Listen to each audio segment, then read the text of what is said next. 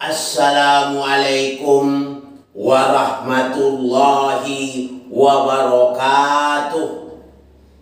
Alhamdulillahillazi anzala ala abdil kitaba wa lam yaj'alahu iwaja. Asyhadu an la ilaha illallah wahdahu la syarikalah wa asyhadu anna Muhammadan abduhu wa rasuluh. Allahumma sholli ala Muhammad wa ali Muhammad. Allahumma sholli ala Muhammad wa ali Muhammad. Allahumma sholli ala Muhammad wa ali Muhammad. Qala Allah Ta'ala fil Qur'anil Karim. A'udzu billahi minasy syaithanir rajim. Bismillahirrahmanirrahim. Wallazi arsala rasula bil huda wa dinil haqq liyuzhirahu 'alad dini kullih wa kaffa billahi syahida. Sadaqallahul azim. Pertama-tama dan terutama, marilah kita bersyukur kepada Allah Subhanahu wa taala yang mana telah memberikan kesempatan kesehatan kepada kita semua sehingga kita bisa hadir di tempat berbahagia ini dalam suatu melaksanakan taklim. Mudah-mudahan Allah tetap bersama kita. Amin, amin ya rabbal alamin. Sebagaimana biasa datang pertanyaan dari Ibu Leni. Ustaz, saya dulu pernah belajar di madrasah.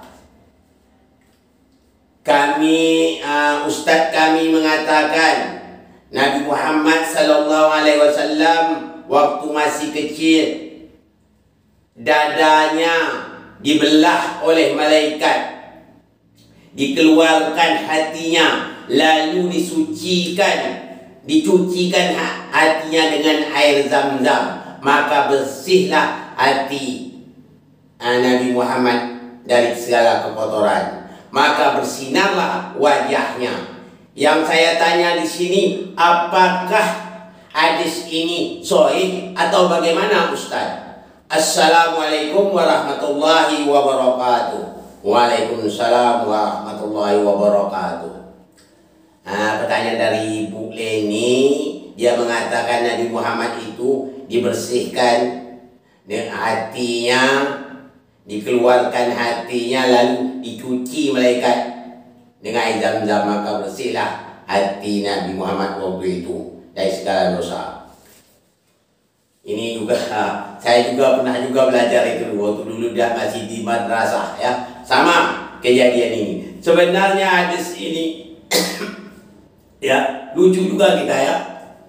Yang namanya hati itu kadang-kadang orang tak tahu itu hati. Hati katanya yang terletak di rongga dada yang sebelah kanan, kayak hati ayam itu. Apabila hati itu kotor, kotorlah dia. Tapi kalau hati itu dicuci bersih, maka sucilah dia. Ini pemahaman yang salah itu. Hati yang seperti itu namanya dalam bahasa Arab atau hati atau lever ya. Lever ya. Lever itu atau hati dalam bahasa Arab disebut nama kabid. Tapi yang dimaksud kolbu itu beda. Kolbu itu hati sanubari. Hati sanubari itu yang sifatnya jiwa, roh itu. Jadi roh itu atau jiwa tidak bisa dicuci dengan air. Ya, kalau kita umpamanya berdosa tak bisa dicuci dengan air.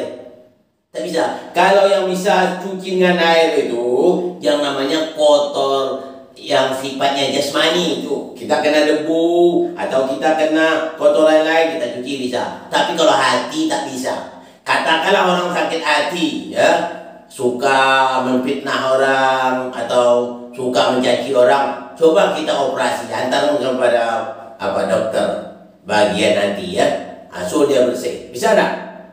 Disterilkan dia, bisa tak? Tak bisa. Jadi yang namanya kolbu itu artinya hati sanubari yang sifatnya kejiwaan, jiwa atau rohani, begitu maksudnya. Ini tak bisa dicuci dengan air, itu saya menurut akal ya, sudah begitu. Dan saya juga banyak mempelajari hadis dari Al-Bait, tidak ada itu mengatakan bahwa Nabi Muhammad itu dibelah oleh malaikat, dicuci hatinya, dibersihkan hatinya dengan air zam-zam. Itu tidak ada dalam hadis ya. Tapi hadis ini bertentangan juga dengan ayat. Coba kita lihat dalam surah Jumat, ya, dalam surah Jumat ayat 2. Ya, bagaimana cara mencuci hati, ya. A'udzubillahi minasyaitonirrajim. Bismillahirrahmanirrahim. Wallazi ba'asa bi ummiyina rasulan minhum yatlu alaihim ayati wa yuzakkihim wa yu'allimul kitaba wal hikmata wa in kanu min qablu lafi dhalalin mubin.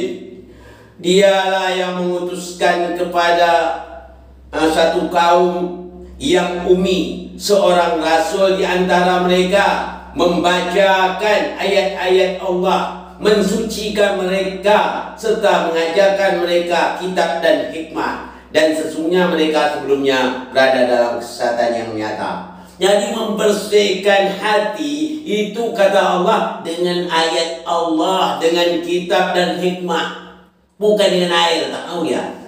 Ya, kalau kita berdosa, hati kita operasi, ya, hati kita lalu kita suci dengan air, tak bisa.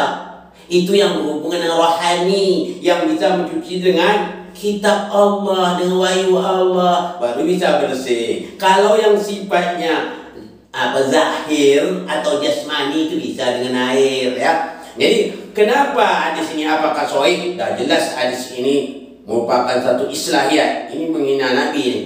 Ini coba lihat Muhammad itu masih kecil saja dah kotor, apalagi dah besar.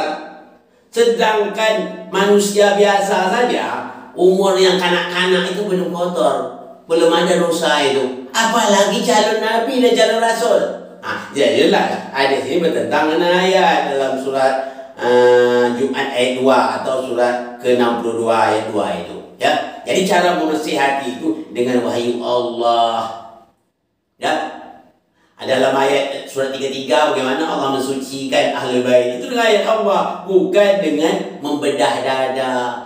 Dibedah dada, kalau kita berdosa, belah dada, cuci sebersih-bersih, air satu kolam kita suci tak akan bisa bersih ya. Kenapa? Yang kenanya penyakit itu ada rohani. Ya, jadi jelas hadis ini bertentangan dengan ayat Quran, ada islahiyat, tidak ada. Tidak ada dalam satu hadis yang dirawikan oleh Ahlul Bait bahwa ada Nabi Muhammad itu dibelah dadanya oleh malaikat, itu tidak ada, ya. Jangan kita kadang-kadang kita dulu kan main pakai terima saja, kita sama dulu ya. Boleh ni ya, saya juga dari madrasah ya. Sama, kita pakai terima aja dulu, tidak ada filter bagi kita ya. Tak ada penyaringan, terima saja. Asal hadis telan Nabi hadis. Itu namanya dulu. Tapi kita sekarang tak bisa. Kita seleksi hadis itu. Bertentangan tak dengan Al-Quran? Kalau bertentangan ditolak. Bertentanganlah dia dengan sunnah Nabi. Bertentanganlah dia dengan akal yang sehat. Ya sudah jelas bertentangan. Bertentangan Al-Quran, bertentangan dengan sunnah Nabi, bertentangan kesehat. Tidak mungkinlah ya kotoran jasmani rohani bisa dibersih dengan air. Itu bisa kita camkan baik-baik ya. Itu tidak mungkin. Jadi dinyatakan hadis ini ada islahiyat ya. Hadis yang dibuat-buat orang Yahudi dahulunya supaya mereka menghina Nabi. Lihat saja Nabi. Nabi Muhammad itu lagi kecil masih kotor, masih dibelah, apalagi dah besar. Itu penghinaan terhadap Nabi. Ini ibunya apa?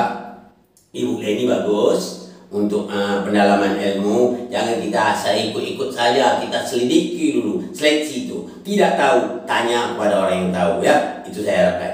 Saya juga tidak berputus asa. Bulan ini apapun masalahnya tanya, saya akan jawab. Saya akan berprinsip sebagaimana yang dipesankan oleh Imam Ali. Salluni qabla an tafkiduni. Tanyalah aku sebelum Anda kehilangan aku. Ini saja yang dapat saya sampaikan pada kesempatan ini. Mohon maaf dari segala kekurangan. Wabillahi taufiq wal hidayah. Assalamualaikum warahmatullahi wabarakatuh.